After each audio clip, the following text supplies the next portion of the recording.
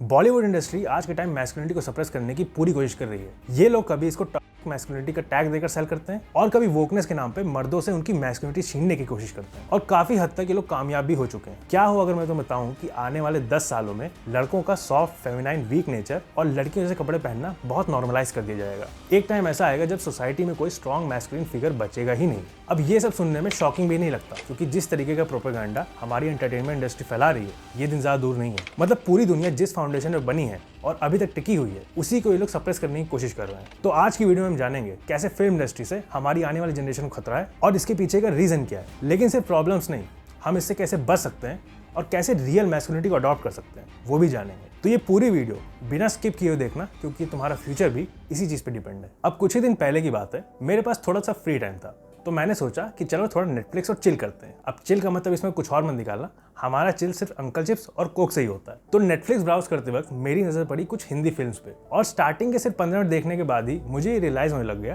कि ये मूवीज कुछ एक स्पेसिफिक एजेंडा हमारे दिमाग में पुश करने की कोशिश कर रही हैं। और मेरा ये शक तब कंफर्म हुआ जब मैंने सारी नेटफ्लिक्स मूवीज को स्कैन किया और सब में एक ही पैटर्न को ऑब्जर्व किया, टॉक्सिक मैस्कुलिनिटी। अब कुछ वोक लिबरल्स आके बोलेंगे कि मैस्कुलिनिटी कितनी ज्यादा फ्रेजाइल और इनसिक्योर होती है कि कुछ मूवीज से ही ऑफेंड हो जा रहे हैं, लेकिन ऐसा बिल्कुल नहीं। बात इनसिक्योरिटी और फ्रेजाइल मैस्कुलिनिटी की है ही नहीं, बात है इनके प्रोपेगेंडा की, जो सिर्फ ये प्रूफ करने में लगा है कि मैस्कुलिनिटी कितनी ज्यादा टॉक्सिक और नेगेटिव होती है। जब एनिमल रिलीज हुई थी तो जितने भी वोक लिबरल्स और फेमिनिस्ट थे उनका क्या हाल हुआ था वो सब हमने देखा हुआ था। तो क्या इससे ये पता चलता है कि उनकी फेमिनिटी बहुत ज्यादा फ्रेजाइल और इनसिक्योर है? तो पूरा पॉइंट ही यही है कि हमें मैस्कुलिनिटी और फेमिनिटी से कोई प्रॉब्लम नहीं है, लेकिन जब कोई इन नेचुरल आइडियोलॉजीज के अगेंस्ट जाता है और इनको सप्रेस करने की कोशिश करता है उसमें प्रॉब्लम है। बॉलीवुड मूवीज आज के टाइम मैस्कुलिनिटी को लगातार टारगेट कर रही हैं और उनको सप्रेस करने की पूरी कोशिश कर रही हैं। आज हॉलीवुड और बॉलीवुड दोनों में एक ट्रेंड कॉमन हो चुका है, जिसमें वो फादर्स को वीक, इरिस्पॉन्सिबल और उनकी अथॉरिटी को कॉमिक रिलीफ की तरह दिखाते हैं। बॉलीवुड हमारी कैसे सॉफ्ट ब्रेन वॉशिंग कर रहा है इसका एक छोटा सा एग्जांपल हम लोग लेते हैं। अब अगर इस सीन को थोड़ा ध्यान से देखेंगे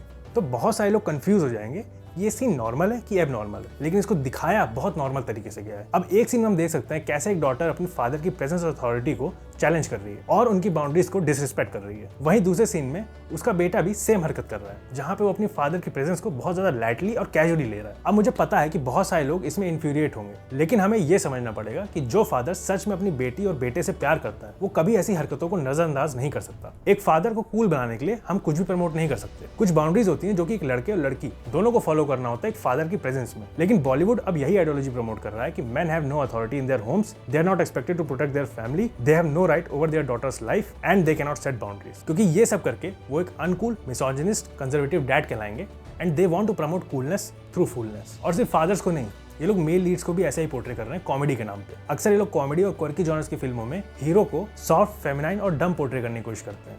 वहीं दूसरी तरफ फीमेल लीड को काफी एरोगेंट, मैस्कुलिन और आउटस्पोकन पोर्ट्रे करते हैं। ऐसी कई फिल्म है जिसमें लोग दिखाते हैं कि शादी करने के बाद लड़की लड़के की कोई रिस्पेक्ट नहीं करती, क्योंकि वो एक सीधा साधा सॉफ्ट फेमिनाइन नेचर का आदमी है and she was some kind of a bad ass. Movie में लड़का लड़की को जितनी रिस्पेक्ट देता है लड़की उसको उतना ही जलील करती है। और एक्स के साथ रिलेशन रखना भी काफी नॉर्मल चीज है इनके हिसाब से। इनफिडेलिटी और इमोरलिटी बॉलीवुड का आज एक कोर पार्ट बन चुका है। अभी रिसेंटली एक फिल्म आई थी बैड न्यूज, जिसकी मेन स्टोरी सिर्फ इस बात पर रिवॉल्व करती है कि उसमें जो फीमेल लीड है वो प्रेग्नेंट हो गई थी 2 आदमियों के साथ एक साथ। अब आप लोग थोड़ा ध्यान से सोचिए कि आखिर ऐसी स्टोरी और फिल्म का मतलब क्या है, इस टाइप की फिल्म से क्या मैसेज प्रमोट किया जा रहा है। अब मैंने पर्सनली इस मूवी को नहीं देखा है, लेकिन जिन लोगों ने देखा है वो काफी फ्यूरियस है इस कॉन्सेप्ट से। अब ऐसा ये लोग इसलिए करते हैं क्योंकि इनको लाइमलाइट में फीमेल लीड को दिखाना होता है और मेल लीड को सिर्फ एक साइड कैरेक्टर की तरह, जो कि बिल्कुल भी गलत बात नहीं है। काफी मूवीज फीमेल लीड होती हैं और वो उन्हीं के दम पे परफॉर्म भी करती हैं, लेकिन प्रॉब्लम ये है कि सिर्फ फीमेल लीड को लाइमलाइट में डालने के लिए जेंडर रिवर्स करने की क्या जरूरत है। स्त्री काफी अच्छी मूवी है एक वेल बैलेंस्ड फीमेल लीड के साथ, जिसमें इन्होंने श्रद्धा कैरेक्टर को बिल्कुल भी मैस्कुलिन पोर्ट्रे किए बिना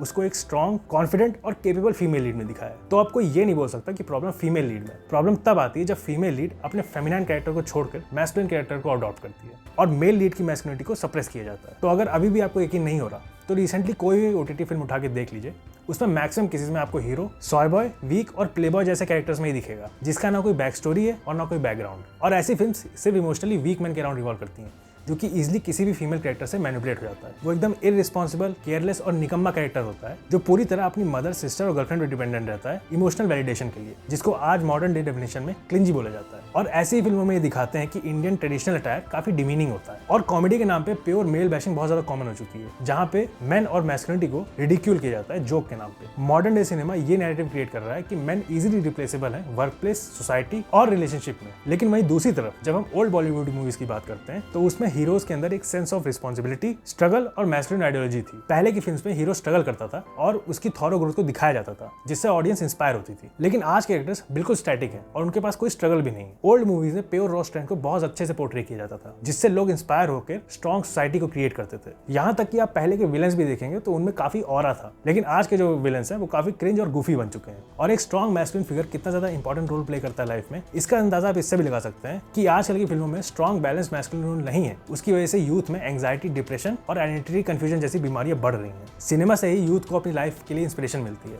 लेकिन आजकल तो हीरोज इंस्पायर से ज्यादा कंफ्यूज कर रहे हैं। और इसी सिनेमा में कंफ्यूज और पैसिव रोल्स को देखकर यूथ की रिलेशनशिप अंडरस्टैंडिंग भी खराब हो रही है। उन्हें पता ही नहीं है कि मैस्कुलिनिटी एक हेल्दी रिलेशनशिप में दिखती कैसे है, जिसकी वजह से या तो वो बहुत पैसिव हो जा रहे हैं या तो एक टॉक्सिक मैस्कुलिनिटी को अडॉप्ट कर रहे हैं। तो अभी तक हमने सिर्फ बात की है कि बॉलीवुड कैसे मैस्कुलिनिटी को सप्रेस कर रहा है, लेकिन बॉलीवुड मैस्कुलिनिटी को हमेशा एक्सट्रीम एंड्स पे रखता है। जैसे या तो एकदम हाइपर मैस्कुलिन दिखाएगा जिससे लोग इसको टॉक्सिक समझे, या तो एकदम सॉय बॉय दिखाएगा जिससे लोग इसको नॉर्मलाइज कर दें। एनिमल और कबीर सिंह जैसी मूवीज भी मैस्कुलिनिटी को एकदम टॉक्सिक तरह से पोर्ट्रे करती है, जबकि इनके कैरेक्टर्स मेंटली इल होते हैं, मैस्कुलिन नहीं। अब अगर ऐसे कैरेक्टर्स रियल लाइफ में आ जाएं तो पब्लिक खुद ही इनको पीटना चालू कर देगी, लेकिन जब हम इनको बड़े पर्दे पे देखते हैं तो हम इनको काफी ज्यादा एंजॉय करते हैं। लेकिन हम ये भूल जाते हैं कि इसको बहुत सारे टीनेज लड़के भी देखेंगे और इसी को रियल मैस्कुलिनिटी समझकर इसको अडॉप्ट करने की कोशिश करेंगे, और फिर धीरे धीरे वायलेंस उनकी लाइफ का एक कोर पार्ट बन जाएगा। सिर्फ एक लड़की के लिए अपनी लाइफ पूरी बर्बाद कर देना, अपने गुस्से पे कंट्रोल ना कर पाना, दारू के नशे में धुत रहना, हर चीज का जवाब एरोगेंस और वायलेंस से सॉल्व करना और किसी की रिस्पेक्ट ना करना, ये सारे ट्रेट्स सुनने में तो बहुत खराब लगते हैं, लेकिन जब हम इनको बड़े पर्दे पे देखते हैं तो ऑडियंस एकदम पागलों की तरह सीटियां बजाती है और इनको अपना आइडल भी बना लेती है। और मैस्कुलिनिटी को ये लोग जानबूझकर टॉक्सिक और अग्रेसिव नेचर के दिखाते हैं, जिससे इनके पास ये एक्सक्यूज आ जाए कि ये बहुत ज्यादा नेगेटिव आइडियोलॉजी है और हमें इन सब के अगेंस्ट खड़ा होना पड़ेगा। तो अब हमें ये तो पता चल गया कि बॉलीवुड मैस्कुलिनिटी को टारगेट कैसे कर रहा है, लेकिन अब हमें ये जानना पड़ेगा कि वो आखिर ऐसा कर क्यों रहा है। तो इसका सबसे पहला रीजन है कैंसल कल्चर का डर। फिल्म मेकर्स अब ट्रेडिशनल स्ट्रॉन्ग मेल कैरेक्टर्स को दिखाने से डरते हैं, क्योंकि उन्हें सोशल मीडिया और वो क्रिटिक्स का काफी ज्यादा बैकलैश झेलने को मिलता है। फिल्म मेकर्स पॉलिटिकली करेक्ट होने की वजह से ऑथेंटिक मैस्कुलिनिटी को पोर्ट्रे नहीं कर पाते। और अब बात करते हैं इसके दूसरे सबसे बड़े रीजन के बारे में, जो कि है इंस्पिरेशन फ्रॉम हॉलीवुड। हम सबको ये बात बहुत अच्छे से पता है कि जो भी आइडियोलॉजी और ट्रेंड वेस्ट में चलता है वो इंडिया में आ ही जाता है। और अगर अभी तक आपको बॉलीवुड की वोकनेस ज्यादा लग रही है तो मैं सजेस्ट करूंगा कि हॉलीवुड की फिल्में थोड़ा ध्यान से देखना। इसको समझने के लिए हम सबसे रिसेंट और बड़ा एग्जांपल लेंगे, जो कि है डिज्नी। अब डिज्नी का नाम हर किसी ने सुना ही होगा और बचपन में बहुत लोगों ने इसकी मूवीज भी देखी होंगी, लेकिन अब इसकी हालत ऐसी है कि जल्दी बैंकरप्सी फाइल करने वाला है। डिज्नी की लेटेस्ट मूवी स्नो वाइट इसका जीता जाता एग्जांपल है। इस पूरी मूवी में इनका गोल था वोकनेस को प्रमोट करना, और मैस्कुलिन कैरेक्टर को हटाने के लोग इस हद तक गिर गए कि प्रिंस का रोल भी इन लोगों ने मूवी से हटा दिया, जो कि ओरिजिनल स्टोरी से बिल्कुल उल्टा है। और इसी वोकनेस की वजह से डिज्नी आज $1 बिलियन लॉस में चल रही है, और जितने भी प्रोजेक्ट डिज्नी ने हाथ लगाए हैं वो सब लॉस मेकिंग है। और काफी लोगों के मुंह से आपने मार्वल स्टूडियोज का नाम सुना होगा, जो कि 2019 तक हाईएस्ट ग्रोसिंग मूवीज डिलीवर करता था। लेकिन डिज्नी के मार्वल ओन करने के बाद से मार्वल स्टूडियोज भी लॉस से रिकवर नहीं कर पा रहा। इस स्टूडियो के सारे latest projects, the Marvel, miss Marvel और शी हल्क, सब के सब एक ह्यूज लॉस मेकिंग प्रोजेक्ट्स हैं, क्योंकि इन लोगों ने भी सेम पैटर्न को फॉलो किया। लेकिन अब सबसे बड़ा सवाल ये बनता है कि अगर ऑडियंस में से कोई भी ऐसी वोक फिल्म्स को पसंद नहीं कर रहा है तो लगातार ये लोग ऐसी फिल्म्स बनाकर लॉस क्यों झेल रहे हैं? तो अब इसका रीजन काफी ज्यादा कॉम्प्लिकेटेड है, तो थोड़ा ध्यान से सुनना। इसका रीजन सिर्फ एंटरटेनमेंट इंडस्ट्री से नहीं, बल्कि दुनिया की जितनी भी बड़ी बड़ी इंडस्ट्री और कंपनीज हैं उन सब से लिंक्ड है। आपने नोटिस किया होगा कि प्राइड मंथ के दौरान जितनी भी बड़ी बड़ी कंपनीज हैं वो इस पूरे मंथ में अपने लोगोस तक चेंज कर देती हैं प्राइड फ्लैग के साथ। अब ऐसा ये लोग करते हैं ESG के लिए। अब ESG एक रेटिंग है एनवायरमेंटल, सोशल एंड गवर्नेंस के लिए, जो कि हर कंपनी को दी जाती है ताकि वो उसके बेनिफिट्स उठा सके। लेकिन ये देता कौन है? ब्लैक रॉक का नाम बहुत लोगों ने सुना होगा। ये कंपनी आप कह सकते हैं कि पूरे वर्ल्ड के मैक्सिमम एसेट्स होल्ड करती है, और ब्लैक रॉक ही ये रेटिंग्स हर इंडस्ट्री को देती है। और हॉलीवुड में भी काफी इन्वेस्टमेंट ब्लैक रॉक ही करती है, और फिर इन्वेस्टर की पावर होल्ड करके जितने भी नैरेटिव्स चल रहे हैं उसको ये लोग फोर्सफुली सबके दिमाग में बैठाना चाहते हैं। अब बाकी आप लोग खुद भी समझदार हैं, आप लोग खुद भी गेस कर सकते हैं कि आने वाले सालों में बॉलीवुड का क्या हाल होने वाला है। कैसे ये सब हम नॉर्मल लोगों को एक शतरंज का प्यादा समझते हैं कि ये जो बोलेंगे हम वही करेंगे। लेकिन अब टाइम आ चुका है कि हम सब इन सब चीजों से ऊपर उठें और सही सवाल पूछना शुरू करें। ये जितने भी पोजीशंस ऑफ पावर में बैठे हुए हैं इनमें से कोई भी तुम्हारी भलाई नहीं चाहता,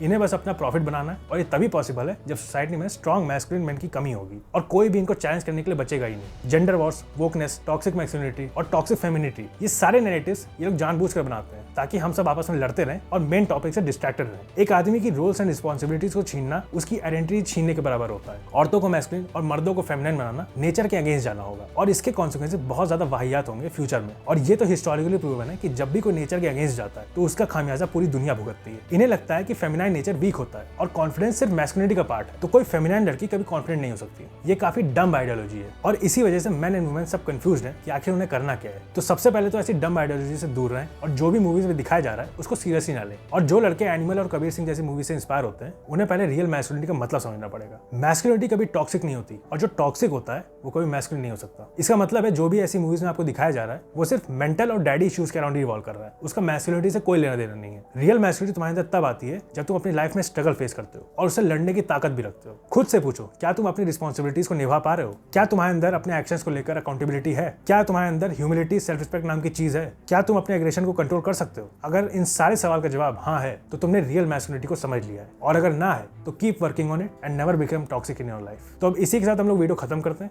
अच्छी लगी हो तो चैनल सब्सक्राइब करो और ज़्यादा से ज़्यादा लाइक करो और शेयर करो।